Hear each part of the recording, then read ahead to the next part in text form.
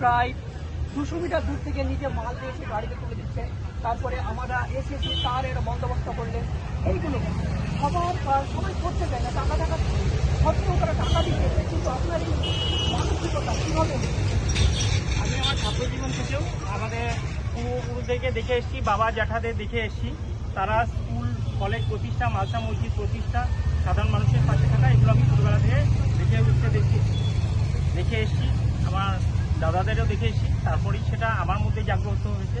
আমি ছাত্র জীবন থেকে এইভাবে মানুষের সাহায্য করতে থাকি। চাকরি করার পর আমার অর্থনৈতিক সচ্ছলতা আরও বাড়ে, আরও বেশি করে মানুষকে দান ধ্যান করতে থাকি। তারপর পুলিশের চাকরিতে আসা এসডিপি এসসিপি হিসাবে আরও বেশি করে সাহায্য করতে থাকি। আমি বিগত দিনে যে জায়গাগুলিতে পোস্টিং ছিলাম, তুফানগঞ্জ, শিলিগুড়ি, ডোমকল, সালুয়া, এইসব জায়গার আমার সহকর্মী এবং এখানকার মানুষদেরকে পেয়েছি। সবাই মিলে একটা খুব ভালো টিম ফরমেশন হয়েছে, যে টিমগুলো সারা পশ্চিমবঙ্গে ছড়িয়ে পড়েছে।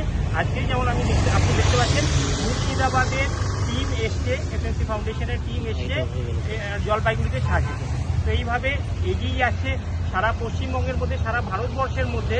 এমনকি আমাদের বাংলাদেশের একজন শিক্ষিকা এসে দমকলে রক্তদান করেছিলেন। তো এইভাবে আন্তর্জাতিক একটা কোলাবোরেশন সৃষ্টি হচ্ছে, এটা খুব ভালো।